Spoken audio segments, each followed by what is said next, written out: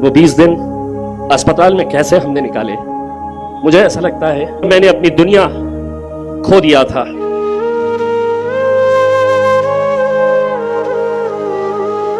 और इम्तियाज जलील ने अपनी मां को जो खोया, उस गम का और उस तकलीफ का इजहार आज उन्होंने यहां पर किया। आप लोग शायद नहीं जानते कि इम्तियाज जलील बेहद बीमार हैं।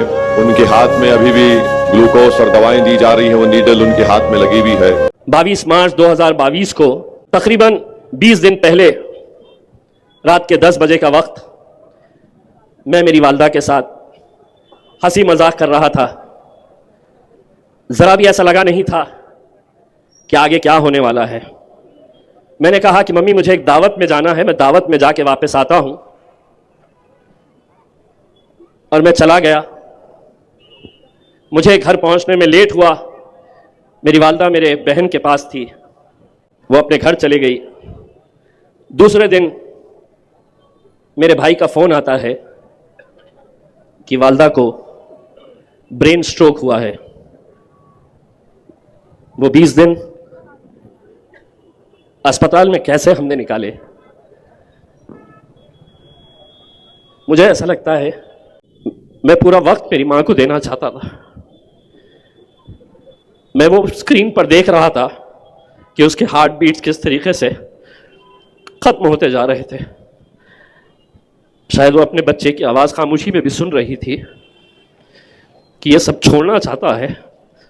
अपनी आवाम की मोहब्बत, ना उसको MP चाहिए ना MLA चाहिए, वो मेरे साथ रहना चाहता है। मैंने हर इंसान अपनी माँ से मोहब्बत करता है, लेकिन मेरी दुनिया मेरी माँ थी। इन 10 सालों के अंदर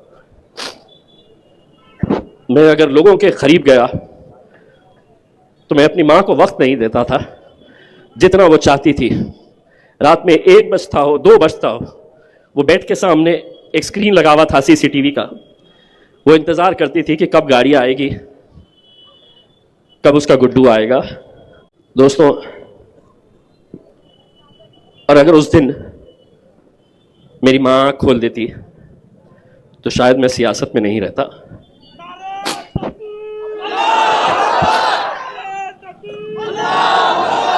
क्योंकि दुनिया में तुम हर चीज़ पा सकते हैं, दौलत, शोहरत, नाम, हर चीज़ तुम्हें मिल सकती है। नौजवानों, मैं तुमसे ही अपील करना चाहूँगा, ये दौलत को जाने मत देना। बहुत खुशनसीब है वो लोग जिनकी माएँ हैं। मेरे वालिद साहब का इंतकाल करीब 30 साल पहले हुआ, तो मुझे बड़ा एक भाई की हैसियत से, नतीजा कुछ भी आए, एक बात यहाँ से ज़रूर लेकर जाना, मुझे वोट देना नहीं देना, मुझे इतना अफसोस नहीं होगा, लेकिन कभी किसी की माँ मिल जाए मुझे और वो मुझसे अगर ये कहे कि बेटा तुम्हारे बोलने की वजह से हमारा बेटा अब हमें मोहब्बत से देखता है, गले लगाता है, प्यार करता है, तो मैं समझूंगा इसमें मेरी जीत है मेरे भाइयों। मोहतरम इम्तियाज जलील साहब की एक जज्बाती गुफ्तगू और तकरीर को सुना। मैं इम्तियाज जलील साहब के जज्बात की हम तमाम कदर करते हैं। और इम्तियाज जलील ने अपनी मां को जो खोया, उस गम का और उस तकलीफ का इजहार आज उन्होंने यहां पर किया। आप लोग शायद नहीं जानते कि इम्तियाज जलील बेहद बीमार हैं। उनके हाथ में अभी भी ग्लूकोज और दवाएं दी जा रही हैं। वो नीडल उनके हाथ में लगी हुई है। हम तो सिर्फ यही दुआ कर सकते हैं कि जिन हजरात के माँ बाप जिंदा हैं, अल्लाह उनको सेहत से बखैर हयात रखे, और जिनके माँ बाप इस दुनिया से चले गए, अल्लाह सुब्हाना व तआला उनकी मग़फ़रत करे, अल्लाह उनकी ख़बरों को कुशादा फरमा दे। और अजीज़ दोस्तों और बुजुर्गों, मैं इम्तियाज जलील की वालदा को जानता था।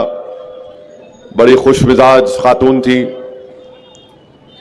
और बड़ा ही एक जज्बा रखती थी अपने ख़ानदान के गरीबों की मदद करने के लिए। अब जाहिर है हर एक को इस दुनिया से जाना है। कोई आप और हम यहाँ जिंदा रहने वाले नहीं है। नहीं मालूम अल्लाह की तरफ से कब बुलावा आ जाए। तो ये गम ऐसा है कि आप और हम अपने खबर को लेकर जाते हैं। मगर मैं इम्तियाज जलील से कहूँगा कि अपने हिम्मत और अपने हौसले को बुलंद रखिए, और आपके ऊपर एक जिम्मेदारी है कि आप ना सिर्फ मजलिस इत्तेहादुल मुस्लिमीन महाराष्ट्र के सदर हैं, बल्कि आपको अपनी मां के अधूरे ख्वाबों को पूरा करना है।